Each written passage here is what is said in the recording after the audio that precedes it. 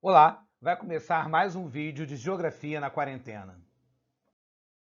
Último ano, módulo 7, Região Nordeste, aula 2, Sub-regiões nordestinas. Lembrando sempre que esse vídeo é uma criação desse momento que a gente está em isolamento social e que esse isolamento é importante. Fique em casa, use máscara, lave a mão. Bom, nesse mapa a gente tem, o destaque aí para a região Nordeste, dentro do Brasil, e a gente tem um mapa que mostra essas sub-regiões do Nordeste. A gente pode redividir a região Nordeste em 4 sub-regiões, que estão aí nesse mapa no sentido oeste e leste, né? Da Amazônia, da região norte para o litoral. A gente tem em verde, número 1, meio norte, e em vermelho, sertão, número 2. Depois nós temos uma estreita faixa em roxo, que é o agreste, número 3. E por fim, essa faixa laranja, próxima ao litoral, que é a zona da mata. E essa divisão, galera, ela é feita baseada tanto em características naturais, né? A gente vai ter paisagens naturais diferentes nessas 4 regiões. Nós vamos ter formas de vegetação bastante diferentes nessas 4 regiões, mas também em critérios culturais e socioeconômicos, porque a economia dessas regiões vai ser diferente, uh, toda a questão do relacionamento do homem, né, do ser humano com o espaço, se dá de forma diferente nessas 4 sub-regiões. Então vamos estudá-las uma a uma. Primeiro vamos falar do meio norte. O meio norte é a sub-região do Nordeste que está profundamente ligada com o norte do Brasil, sobretudo com o estado do Pará. E essa ligação ela vai estar relacionada nessa relação, perdão, entre o meio norte, né, que corresponde sobretudo ao estado do Maranhão e ao estado do Piauí, estão relacionados tanto com a natureza, né, que você vai encontrar na região meio norte uma mata de cocais, e essa mata de cocais é justamente uma vegetação transicional, quer dizer, uma vegetação que mostra a transição da caatinga e do cerrado com a floresta amazônica e perdão, e a própria economia dessa região e a cultura dessa região também está intimamente ligada com a cultura paraense. Vamos ver uns detalhes aí, mais características dessa região. Então, como eu falei, uma área de transição entre a floresta amazônica e a caatinga e o cerrado. Essa vegetação é caracterizada pelas matas de cocais, são coqueiros, sobretudo carnaúba e babaçu, mas não apenas eles. Nós vamos estudar esses coqueiros mais à frente. E você vai ver que essas matas são formadas basicamente pelas mesmas palmeiras, pelos mesmos coqueiros. Você não tem uma variação de espécies de planta ou de outros tipos de árvore. Essa região é também conhecida pelo movimento das catadores de coquinho, sobretudo do babaçu, né, que fazem uma grande luta contra os latifundiários pelo acesso à terra, porque elas precisam chegar até as áreas onde tem o babaçu para fazer a extração. Essa extração é extremamente artesanal e muitas vezes os donos da terra cercam essa terra e mesmo sem estar usando a terra para algum fim econômico, proíbem a entrada dessa população. Então a gente já vê que essa extração desses cocos e dos produtos desses coqueiros, né, é um extrativismo vegetal e é uma importante atividade econômica dessa sub-região. E a gente vai ver, né, que a partir da extração da carnaúba, do coco da carnaúba, se usa cera para fazer várias coisas na indústria farmacêutica, vários tipos de adesivo, na perfumaria. O uso do óleo de babaçu, da cera de carnaúba é muito grande. E não apenas dessas duas plantas. Vamos ver mais à frente. Bom, aqui a gente tem imagens da Mata dos Cocais. A Mata dos Cocais ela já começa a aparecer no Ceará.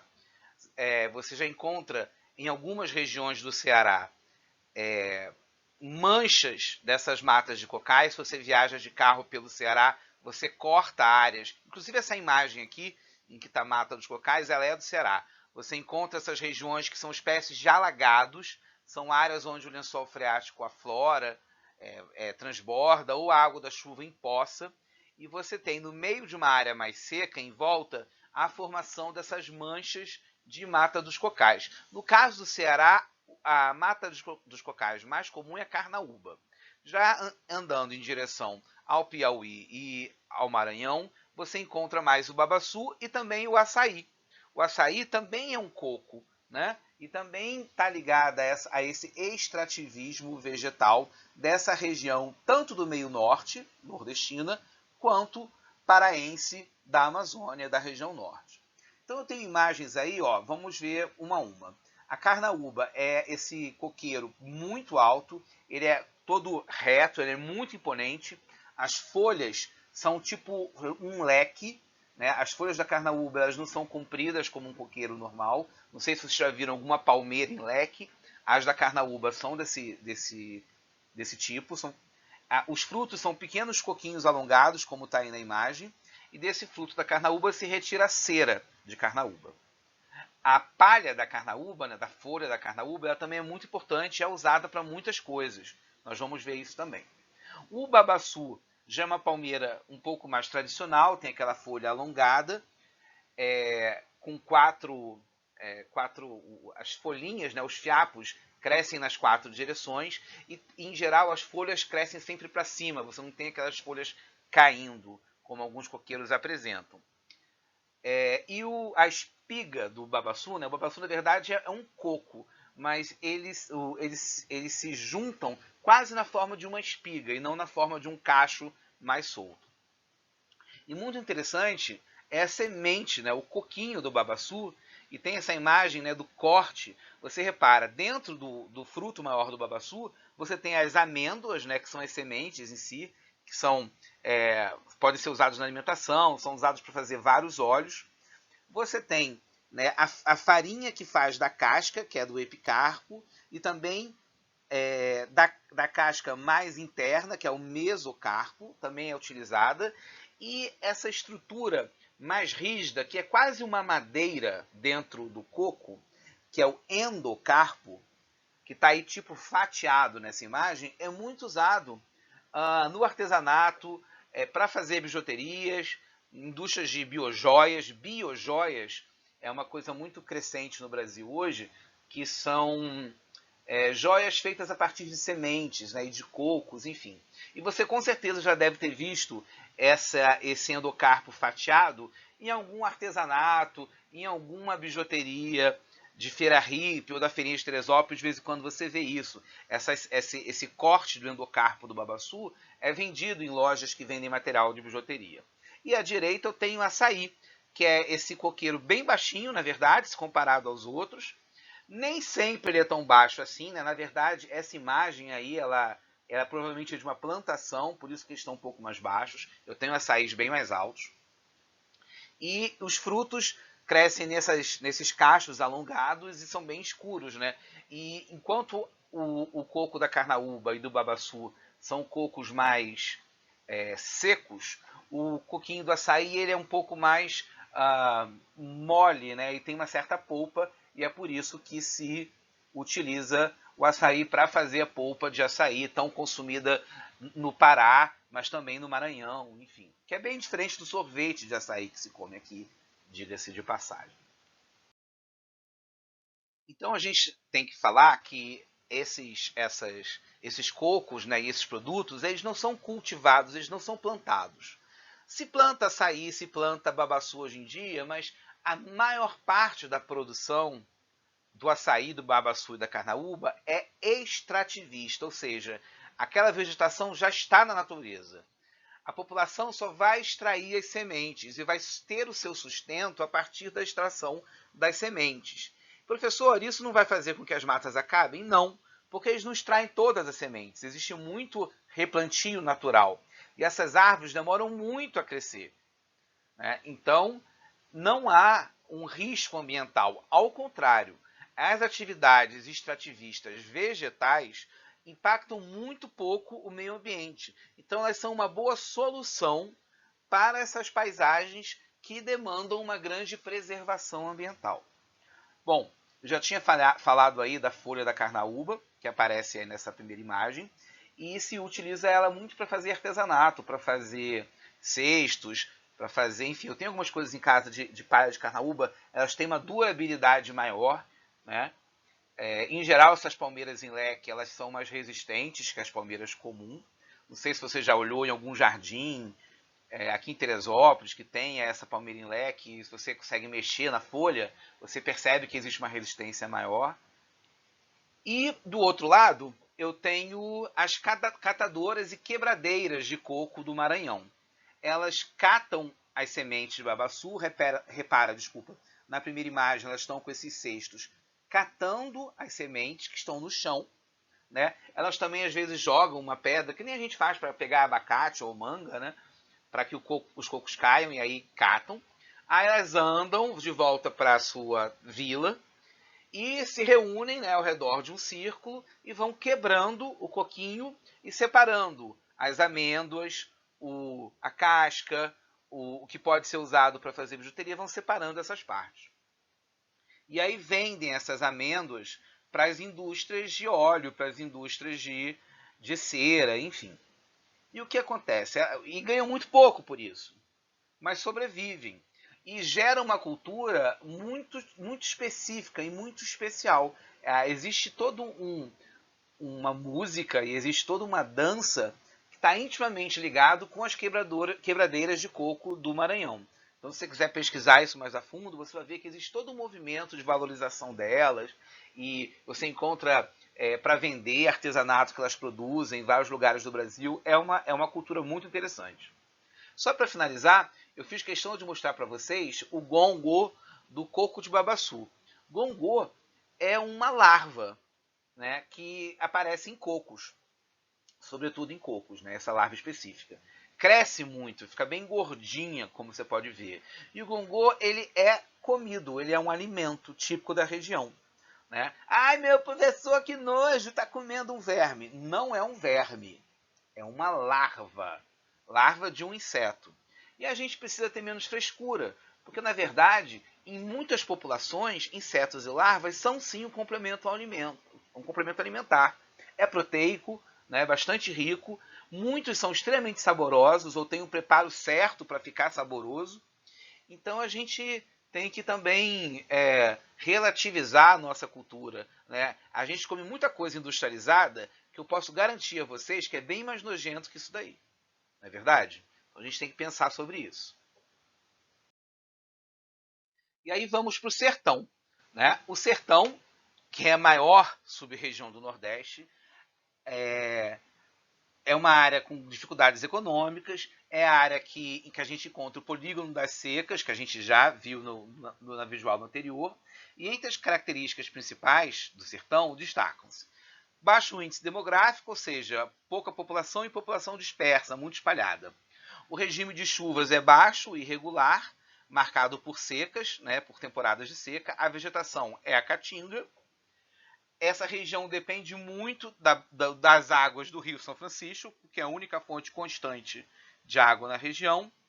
Existe a pecuária extensiva, né, criação de gado, mas é uma pecuária assim, muito rudimentar, né, em geral ligado a corte e em geral ligado a se fazer carne de sol ou carne seca. Né, e os gados sofrem muito com a falta de água. Existe uma atividade agrícola que está concentrada, sobretudo, próximo ao Rio São Francisco ou irrigada. A gente tem uma fruticultura muito forte no sertão. Né? A gente tem plantação de uvas para se fazer vinho no sertão da Bahia. A gente consegue ter plantação de café no sertão da Bahia, mas tudo usando muita tecnologia, muita irrigação, e é um tipo de cultivo que não é para grande população. Né? Apenas pessoas com muito dinheiro conseguem ter acesso a esse tipo de recurso. E uma característica da vegetação da caatinga, né, são os arbustos espinhosos e os cactos e bromélias, mas nós vamos falar mais disso à frente. A gente também precisa lembrar que a palavra sertão não tem nada a ver com o Nordeste e não tem nada a ver com seca. Sertão significa interior, um lugar afastado dos pontos cultivados, um lugar afastado dos pontos civilizados. Hoje em dia, essa palavra é muito ligada ao Nordeste, mas ela já foi usada em muitos outros lugares. Você pode falar em sertão de Minas, sertão do Mato Grosso, sertão significando interior. E olha que curioso, existem cidades com o nome sertão, mas nenhuma delas fica no sertão nordestino. Existe a cidade de Sertão, no interior do Rio Grande do Sul, e a cidade de Sertãozinho, no interior de São Paulo. E, inclusive, por curiosidade, né, você mesmo na cidade do Rio de Janeiro, você tem textos do século XIX e do século XVIII que tratam regiões da Tijuca e do Meier como um sertão do Rio. Por quê? Porque eles estavam mais ao interior que a Quinta da Boa Vista, que era o último lugar entendido como a cidade do Rio.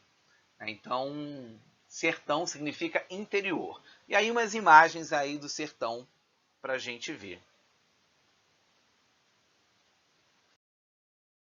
E a vegetação do sertão nordestino é a caatinga. Caatinga significa mata branca. Pode parecer estranho, mas quando a gente vê essas duas imagens, a gente entende o que eles querem dizer com mata branca. Por quê? Durante a seca, o solo arenoso fica branco, os galhos secam e ficam esbranquiçados. Você tem essa ideia, sim, de uma mata, de uma floresta branca. Né? Nesse sentido que caatinga significa mata branca. A gente tem na caatinga o predomínio das xerófitas. Xerófitas são plantas adaptadas ao clima seco, são plantas espinhosas. E elas vão armazenar água. Ou elas vão armazenar no seu tronco ou nas suas folhas, como fazem os cactos e as suculentas, ou eles vão conseguir armazenar nas próprias raízes, secando a planta toda. Só a raiz fica mantém a água. E aí, quando você tem as chuvas, as plantas que estão todas secas, como essas das fotos, voltam a brotar. Elas rebrotam a cada ano. Falando um pouco aí dos animais da caatinga, né? Um destaque é o carcará. Carcará, algumas pessoas acham que é um gavião, mas na verdade ele é da família dos falcões. E é um dos principais predadores, né, da caatinga, do sertão nordestino, embora seja encontrado em outras regiões do Brasil também. E tem o destaque para a asa branca. A asa branca é um pássaro que lembra uma pomba, né, uma pomba-rola, e ele é um pássaro migratório.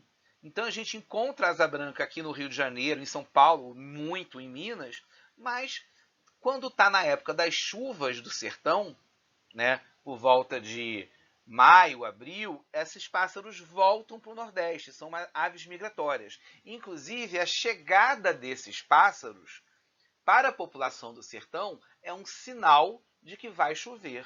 Né? Aliás, várias mudanças na natureza são sinais para a população que vive lá de que a chuva está próxima. E agora vamos falar um pouco dos cactos da caatinga, os cactos brasileiros. Os principais destaques são o mandacaru, esse cacto mais alongado, que forma verdadeiras árvores. Ele é típico da caatinga, mas você consegue encontrar ele também na região costeira do Brasil como um todo. Na região dos lagos, no Rio de Janeiro, você encontra. E ele também é muito cultivado. Você tem mandacarus gigantescos em algumas árvores, em alguns jardins de casas aqui em Teresópolis.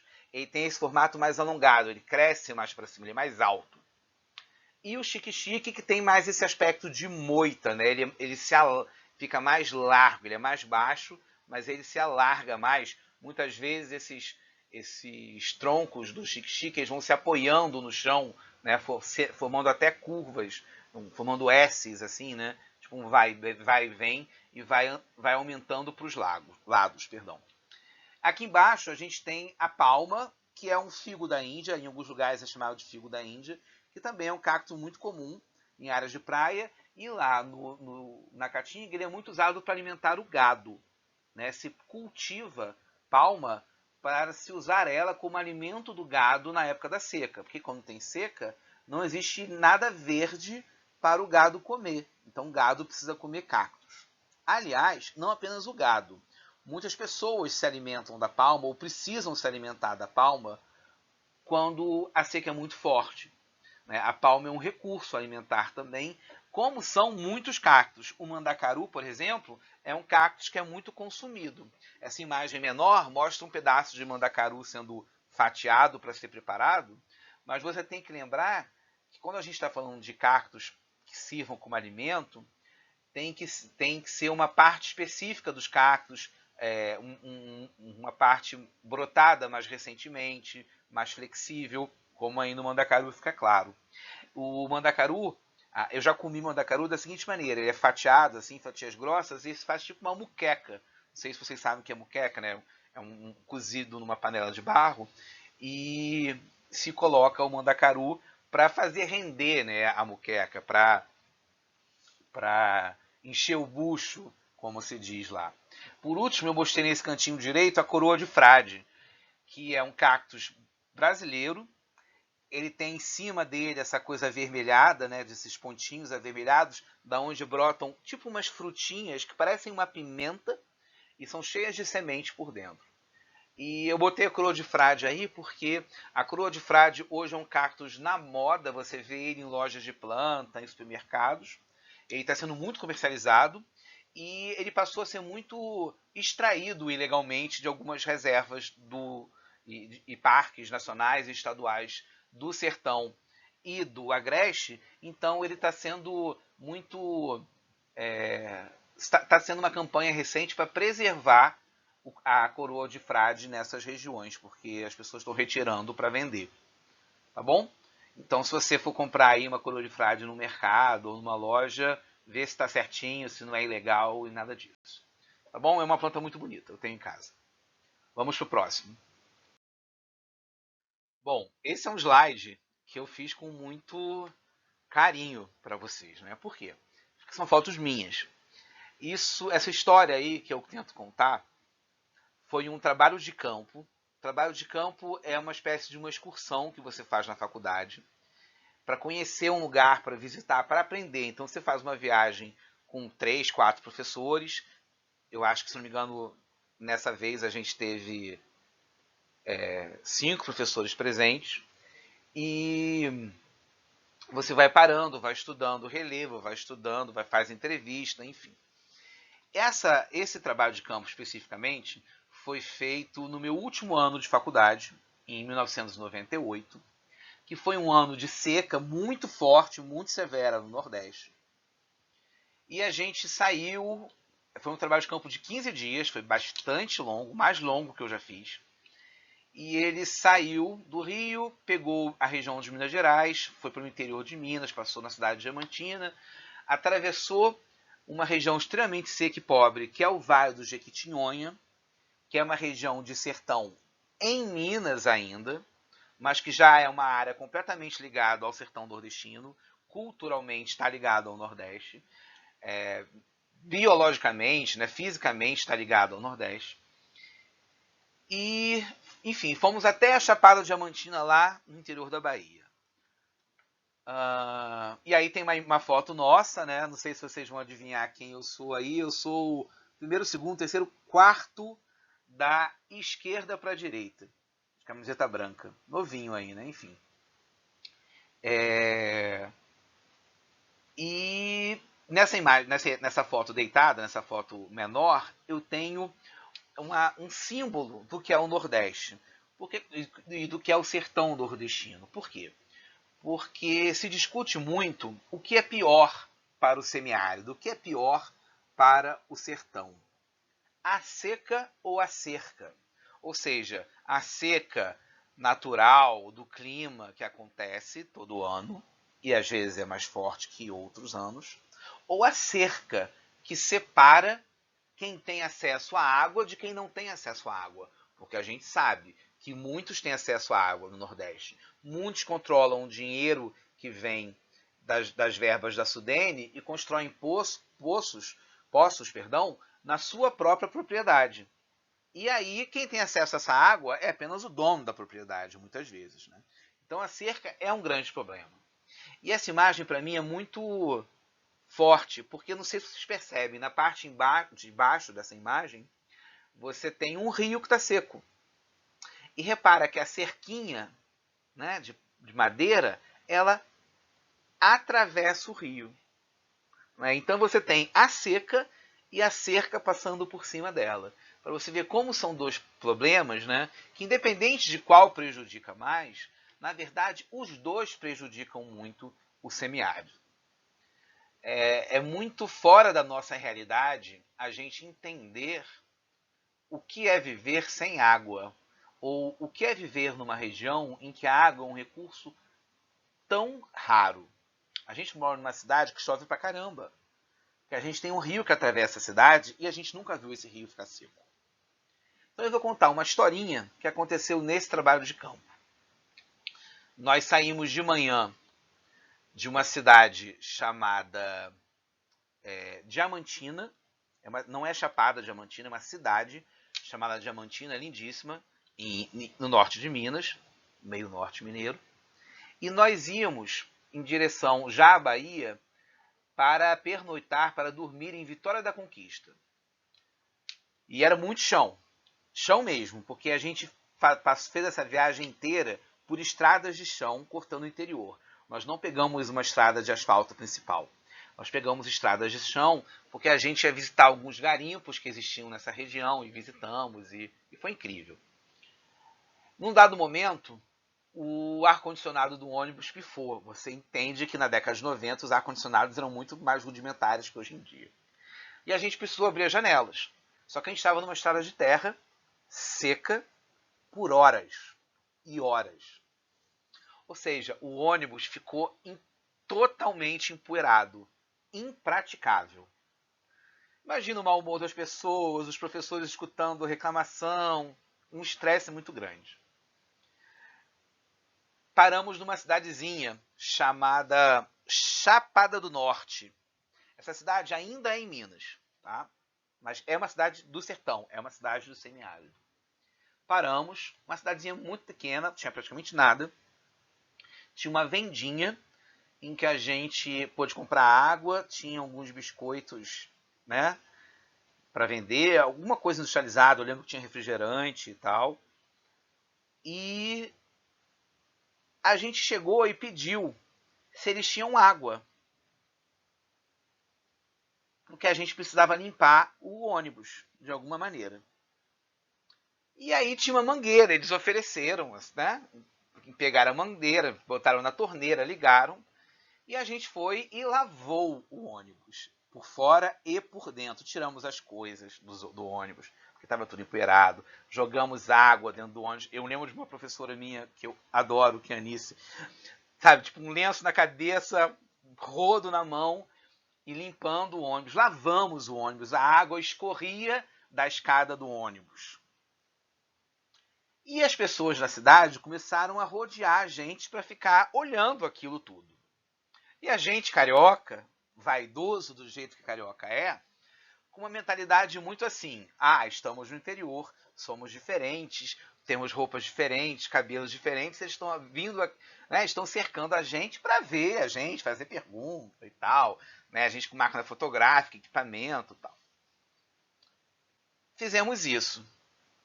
Aí a gente meio, não sei quem comentou com quem, pô, vamos dar um dinheiro, porque obviamente a gente consumiu bastante água, né? Tem um preço, né? Apesar de todo mundo ter consumido muitas coisas naquele lugar.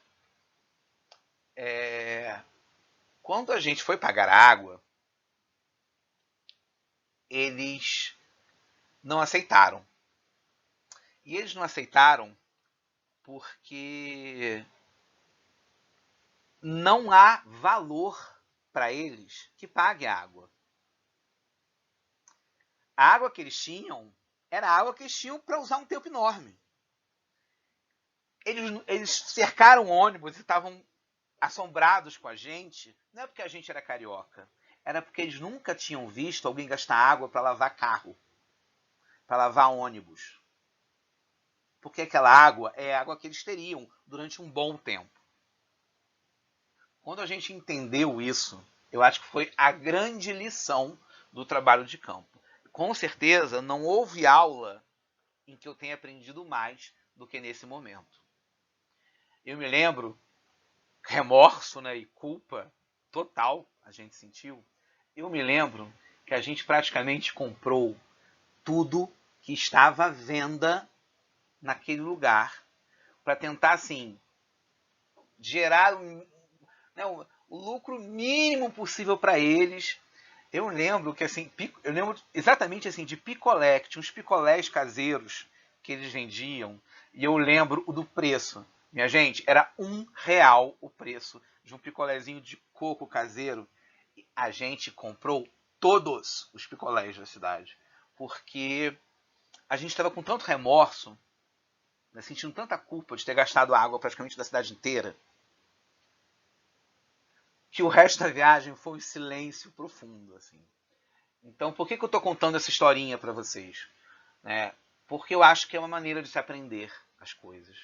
Né? A gente tem experiências que são muito importantes serem compartilhadas. E, sem dúvida, essa é uma que eu faço questão de falar para todo aluno meu de 7º ano que estudou Nordeste já escutou eu contar essa história.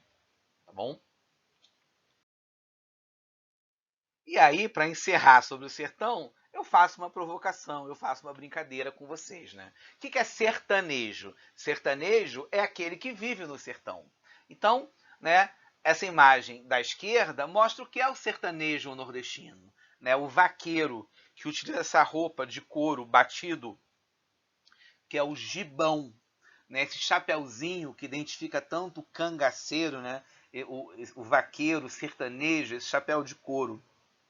E essa imagem, né, do cavalo empinando e a nuvem de tempestade atrás, eu achei essa imagem a mais incrível assim, de todas. As imagens, essas 3 imagens do sertanejo são imagens muito fortes. Né? Enfim, isso é sertanejo. Quando a gente fala em sertanejo, a gente pensa em música sertaneja. Né? Essas coisas aí que está do lado direito, a gente não sei nem o nome deles não. Que, na verdade, gente, isso não é sertanejo, né? Isso é só música brega. E por música brega, não estou insultando a música, não. É um estilo de música. O que os sertanejos cantam nos anos 80 e 90 era chamado de música brega. Né? E aí passou-se a se chamar de música sertaneja, sertaneja universitária. A música chamada sertaneja, até os anos 80, era um outro tipo de música, né? Isso que essas pessoas cantam é uma música de dor de cotovelo, é uma música brega mesmo. Brega não no sentido de pejorativo, mas no sentido de tipo de música mesmo. Tecnobrega é um estilo musical. Tá bom? E aí é uma polêmica aí. Você gosta de sertanejo? Você não gosta de sertanejo, de música, enfim.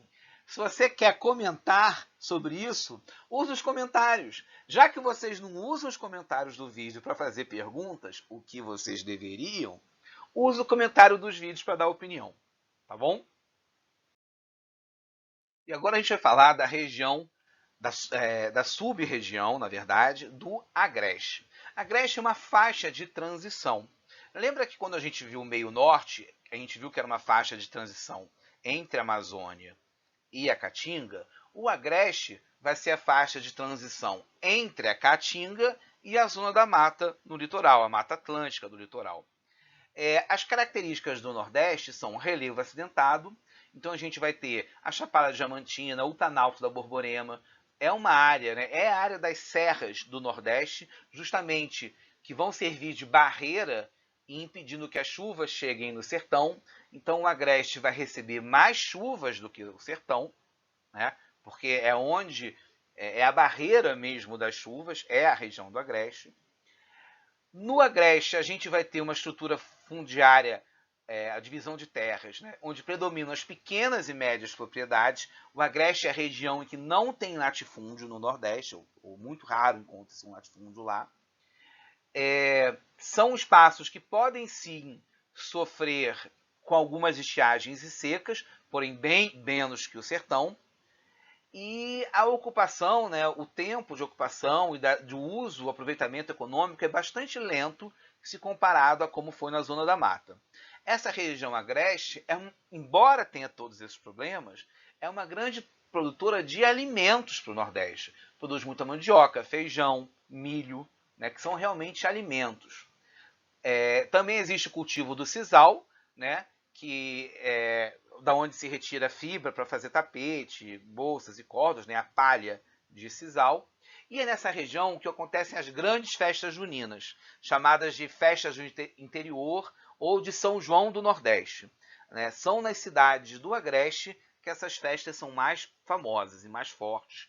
E essas cidades competem entre si para ver quem faz o maior São João. Caruaru, em Pernambuco, Campina Grande, na Paraíba, e Estância, em Sergipe, e Feira de Santana, em Lençóis, na Bahia. E já que a gente está falando de agreste, vamos ver o que significa essa palavra. Agreste significa terras não cultivadas. Durante a colonização, a zona da mata passou a ser colonizada pelos grandes proprietários de terra, das famílias nobres portuguesas, que tinham grandes sesmarias, né, fazendas gigantescas, repletas de escravos, onde se cultivava a cana, depois mais tarde o tabaco e o cacau. E a faixa do Agreste era uma periferia da zona da mata. Ou seja, quem habitava o Agreste eram aquelas pessoas que vinham de Portugal, mas não tinham tanto dinheiro. Então não se tornavam grandes senhores de escravos. Ao contrário, iam para lá para cultivar, né, o próprio alimento, para plantar.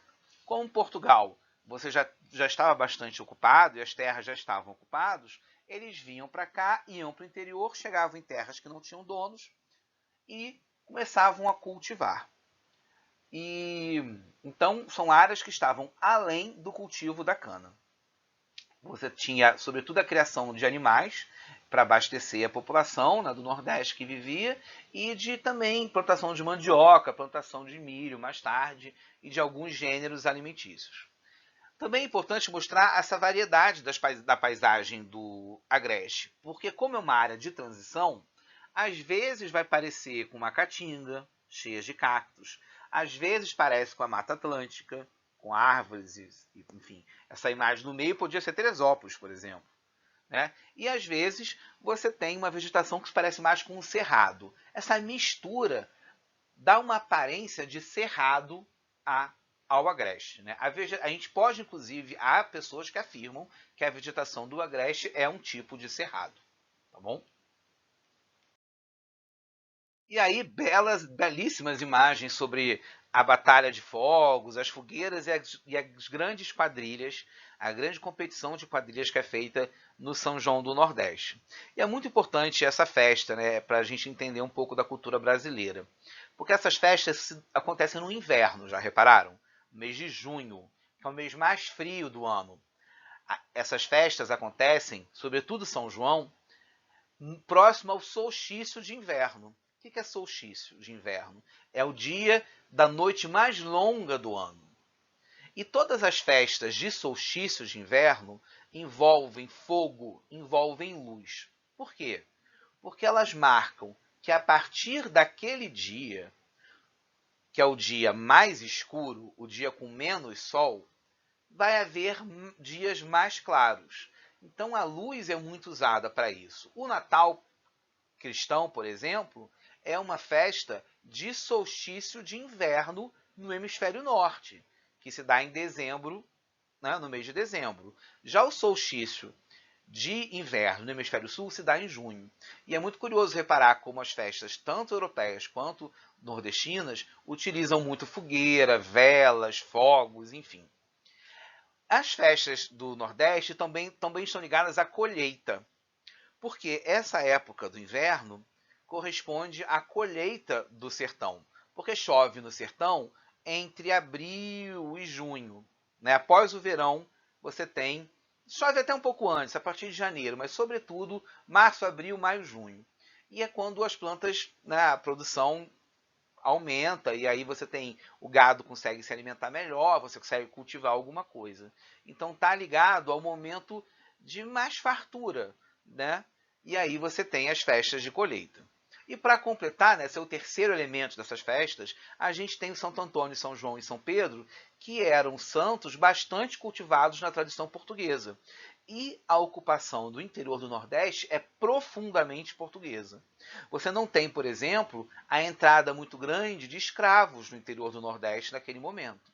Né? Inclusive, a população sertaneja, ela é muito grande parte dela apesar das vezes parecer morena por causa do sol muito forte, etc., são pessoas caucasianas, são pessoas brancas. É muito comum olhos claros no sertão nordestino, né, por exemplo.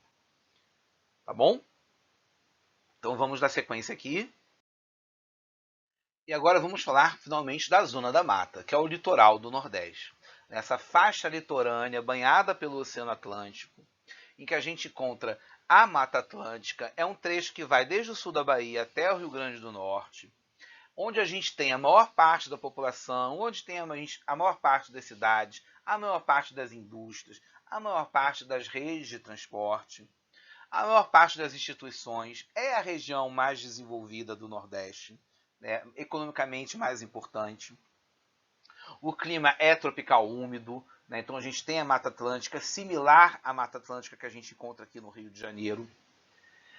A atividade agrícola predominante é latifúndio, né, são grandes fazendas monocultoras, sobretudo da cana-de-açúcar, do cacau, em alguns lugares do café, do tabaco, né, do fumo, são os cultivos mais comuns.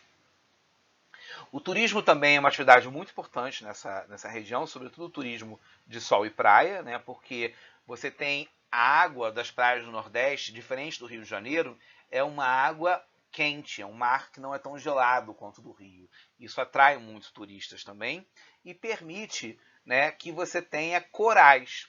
Você tem um ou outro coral no Rio de Janeiro, mas no litoral nordestino você já encontra barreiras de corais muito maiores. Você também, por conta do turismo, tem uma especulação imobiliária e você também tem, né, uma grande concentração de problemas urbanos que acontecem, sobretudo, por conta da desigualdade social. Então, se a cidade cresce mais, também crescem as desigualdades sociais, a favelização, o desmatamento, etc. Vamos ver com mais detalhes. Bom, vamos falar da Mata Atlântica Nordestina. Então a gente tem aí uma imagem do Monte Pascoal. E olha que curioso, o Monte Pascoal foi a primeira parte do Brasil a ser vista pelos portugueses, né? Diz a história que Cabral, ao se aproximar da costa, a primeira terra que ele vê é o cume lá do Monte Pascoal, né? E por isso é gritado terra à vista, enfim. E essa região, né, da Mata Atlântica do sul da Bahia e do Nordeste como um todo, você encontra o pau-brasil, que é essa imagem debaixo dessa árvore, né, enfim. Você encontra o pau-brasil em toda a Mata Atlântica, mas no sul da Bahia ela era uma árvore muito comum e que com o tempo, né, foi quase que inteiramente retirada e hoje em dia ela é replantada. É muito comum o replantio do pau-brasil. Vamos para esse mapa à direita, que ele é muito importante da gente perceber. Então você tem de 1500 até os anos 2000, né? Você tinha as áreas verdes com as áreas naturais em que você tinha a Mata Atlântica. Isso vai sendo desmatado, começa a surgir essas áreas laranjas, que são as áreas de lavoura, as áreas rurais desmatadas. As áreas em vermelho são as áreas urbanas, são as cidades. E você vê como quase toda a Mata Atlântica do Nordeste já foi destruída. O Rio de Janeiro, São Paulo e até o Paraná são estados que desmataram pra caramba, tá? Mas ainda existem áreas maiores preservadas. A gente está numa das maiores, Teresópolis, é uma cidade que está no meio das áreas mais preservadas da Mata Atlântica no Brasil. No Nordeste, esse desmatamento foi muito grande. Por quê? Porque esse desmatamento começou antes, isso é importante dizer, e porque essa área de Mata Atlântica no Nordeste, em geral, são áreas mais planas. Enquanto no Rio de Janeiro você tinha muitas áreas de serras, no Nordeste você não tinha isso. Então, o desmatamento nas áreas planas ele é muito mais rápido. Né? Aqui no Rio, a gente ainda tem algumas áreas preservadas, mas são sobretudo áreas de serra, se você for perceber. Né? Sobretudo as áreas de serra em que você ainda vê a Mata Atlântica sendo preservada. A única área de baixada, área plana no Rio de Janeiro, com Mata Atlântica preservada, é a reserva de Poço das Antas, que fica ali entre Rio das Ostras e Casimiro de Abreu, né? Próximo a Casimiro de Abreu, tem a reserva de Poço das Antas, perdão, que é onde vive o mico-leão-dourado, né? Tão famoso mico-leão-dourado, preservado, etc. Esse animal que eu coloquei aí não teve a sorte do mico-leão-dourado. Esse é um mutum nordestino, mutum do Nordeste. É um pássaro que foi extinto, já não existe mais. Tá? Ele era um pássaro típico da Mata Atlântica nordestina. Então, para você ver como isso foi desmatado ao longo do tempo. E agora a gente vai falar um pouco das capitais do Nordeste, né? A gente tem, em cima, imagens bem tradicionais de duas cidades. Será que você sabe que cidades são essas? A imagem de cima da esquerda é o Pelourinho, em Salvador. A igreja de Nossa Senhora do Rosário, né, descida do Pelourinho, enfim. É uma das imagens mais famosas que simbolizam a cidade de Salvador. A imagem de cima, à direita, é a imagem do Capiberibe, né? Esse rio que desenha esses canais em Recife, formando a ilha do Recife, a menor que está ali à esquerda, essa ilha maior aí no meio que é a ilha de Santo Amaro. Então você tem esses canais que são a cara de Recife, né? Só que a gente tem essas imagens de baixo, que são um pouco diferentes do que a gente costuma imaginar no Nordeste. Essa primeira imagem, que tem essa jangadinha aí na frente, é de João Pessoa, na Paraíba.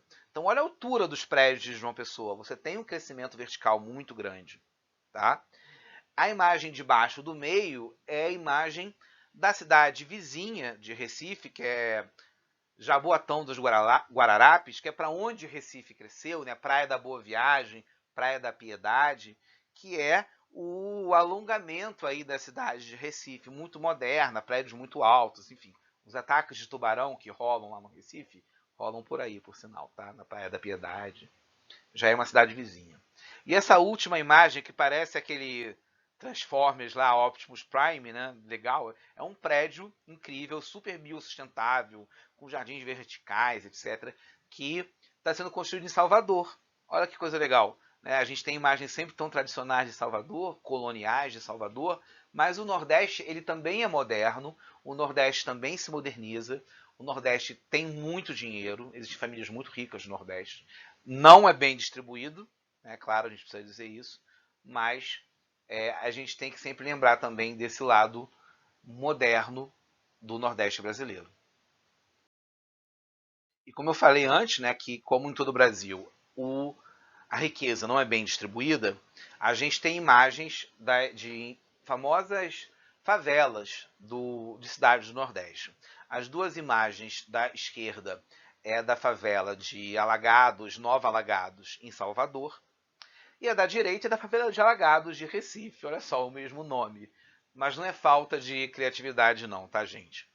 É porque Alagados é um nome genérico que se dava às comunidades favelas, né, as comunidades muito pobres, que passaram a construir suas casas nas palafitas sobre os rios. O que são palafitas? São essas estacas. Repara que as casas estão sobre estacas e os caminhos, né, também são feitos sobre estacas. Isso é muito comum nessa grande favela que a gente vê em Recife, de Alagados. É muito comum também na favela de Alagados, na Bahia. E no Rio de Janeiro existiu já uma favela que ela era assim. Né? A favela começou assim, que é a favela da Maré. Hoje, a imagem que se tem da favela da Maré é muito diferente, porque quando foi construída a linha vermelha, parte da favela foi deslocada e parte da favela foi remodelada. Se construiu alguns conjuntos habitacionais. Então a Maré hoje é uma favela bem diferente. Inclusive, talvez seja o complexo de favelas mais organizado que a gente tem no Rio de Janeiro, ou que produz movimentos sociais mais organizados. E ela começou muito parecida com essa favela de Alagados. As casas eram de palafitas e de madeira, né? E isso mostra a grande desigualdade social que a gente vive. E olha que curioso, então. Você repara que sim, há uma profunda pobreza no Nordeste. Mas essa pobreza não está diretamente ligado ao interior e à seca.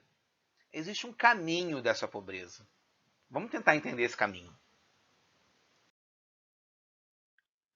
Bom, 3 imagens que vocês devem conhecer sobre o Brasil. A primeira imagem é um quadro do Portinari chamado Retirantes. Esse quadro é inspirado no livro Vidas Secas, de Graciliano Ramos. Vidas Secas conta a história de uma família que sai, foge da seca no sertão nordestino. Uma outra história muito parecida e que eu inclusive prefiro da maneira como é contada, acho mais interessante, é a história Morte e Vida Severina, de João Cabral do Melo Neto. São livros que você deve ler no ensino médio, vale a pena, são livros muito, muito importantes para a cultura brasileira. E esses livros, são marcos que a gente tem que contam como é o êxodo rural, a saída do interior, a saída do campo e a fuga para as cidades. Então, assim, você tem as famílias que fogem da seca, fogem da seca para uma seca mais... fogem do período da seca, porque o período da seca tem todo ano. E as famílias dão conta de sobreviver. Porém, há secas mais fortes. E as famílias fogem nesse momento. Então, as famílias fogem, passam do sertão, passam pelo agreste, chegam à zona da mata, chegam às grandes cidades da zona da mata. E é aí que a pobreza se intensifica.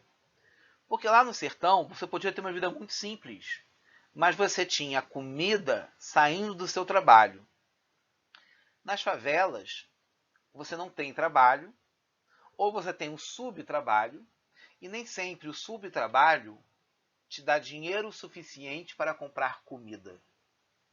Então a maior pobreza do Brasil não está no interior, está nas grandes cidades, está em zonas urbanas. Então a gente precisa entender isso. Quando a gente fala que o Nordeste tem uma pobreza muito séria, que precisa ser combatido, a gente não precisa necessariamente pensar em imagens de seca, de sertão, de interior.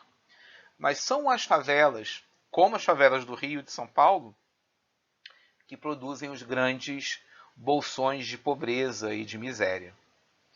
E a gente fala em favelas, em comunidades, você pode falar como você quiser, mas a gente também, a gente sabe que as comunidades e as favelas, elas estão escalonadas. Existem favelas menos pobres, favelas mais pobres, e dentro das favelas mais pobres existem pedaços delas que são de miseráveis. Então, por exemplo, tem um trecho ali do Vale da Revolta, na verdade fica mais ou menos entre o Beldon e o Vale da Revolta, que as pessoas chamam de Vale da Miséria, porque é uma área extremamente pobre, mais pobre que as áreas em torno. Na favela da Maré, no Rio de Janeiro, tem umas áreas assim também, que são áreas muito pobres da favela, são miseráveis. Então, isso é algo que a gente precisa perceber. Porque esse movimento migratório, do êxodo rural, ele não para apenas nas cidades nordestinas. Durante anos, ele parou nas cidades nordestinas. No século XX, eles passam a emigrar para o sul, porque é o sul que cresce, o sul que tem indústria, é o sul que tem emprego. E aí você tem a migração de nordestinos para São Paulo e para o Rio de Janeiro, e para o sul e para Brasília, enfim. Essa é a ideia de retirantes, se retiram da sua terra. E também, olha só, muitas pessoas têm uma crítica muito grande, até uma xenofobia, uma rejeição ao que vem de fora, ao que vem de outro lugar. Mas olha só, a gente precisa entender as etapas desse processo. Se uma família sai da sua casa no interior do sertão e vai para Salvador ou para Recife, e aí pensa se sai de Recife e vem para o Rio de Janeiro ou para São Paulo, Vocês precisam perceber que Recife não é a casa dessas pessoas. A casa dessas pessoas ficou para trás. Então, o que prende eles lá? Nada, né? Então, o fluxo migratório se intensifica muito para o Sudeste, porque as pessoas que estão saindo de Recife e de Salvador não tinham razão para estar lá, né? Então, isso é o que fomenta muito esse movimento migratório. E essa videoaula é muito curiosa, porque ela tem momentos de celebração, de festa junina, de praia, mas tem momentos, né, tão da gente refletir, né, e até de ficar um pouco triste, enfim, de pensar dos problemas reais, né, que existem. Que aí eu quis encerrar a videoaula falando de uma coisa muito legal. Aqui no Rio de Janeiro, a gente tem a Feira de São Cristóvão, que funciona no pavilhão de São Cristóvão. Ela é um lugar muito interessante porque durante anos essa feira foi uma feira irregular, foi uma feira voluntária, né? As pessoas que vinham do Nordeste e que vinham morar no Rio buscavam nos seus finais de semana, nas suas horas de lazer, na sua sexta-feira, encontrar as pessoas, né, que também vieram de lá para dançar forró, para comer uma comida típica. E nessa região, dessa grande praça que tem em São Cristóvão, começou a ter uma série de barraquinhas e carros vendendo coisas e com música de forró tocando. E durante décadas, ao redor do pavilhão, que ficava fechado a maior parte do ano, você tinha a chamada Feira dos Paraíbas. Até que, eu não vou saber o ano certo, mas eu acho que foi no final dos anos 90, início dos anos 2000, a Prefeitura do Rio resolveu trazer a feira para dentro do pavilhão e transformou o pavilhão na Feira de São Cristóvão, retirando o nome Paraíba porque era pejorativo, de certa maneira. Talvez alguns de vocês já tenham ido. Quem não foi, eu indico para visitar, porque é muito perto, é um passeio que não é caro, porque as coisas de lá dentro não são tão caras. Você pode comer comidas típicas do Nordeste e até do Pará. Você vai ver um artesanato típico, você vai ver literatura de cordel, você vai escutar forró. Na época de festa junina, as festas lá são incríveis, tem shows muito bons. Então, uma sugestão, né, de um passeio aí em que dá para aprender muita coisa para vocês fazerem, tá bom, gente? Um grande abraço para vocês. Espero que estejam todos bem, espero que tenham gostado dessa videoaula. Se gostou, comenta. Se tem alguma dúvida, comenta a sua pergunta. Tá bom? Curte se quiser curtir. E um grande abraço para vocês. E aí, então, galera, para encerrar, né, mais uma vez, se cuidem, cuidem dos outros, estudem para valer, deem uma lida no material, material feito com carinho para vocês. Não se desmotivem, eu vejo que tem muita gente desmotivada, muita gente que começou fazendo os exercícios, hoje não está fazendo. Então não deixem isso acontecer com vocês, tá? Vamos vencer isso juntos.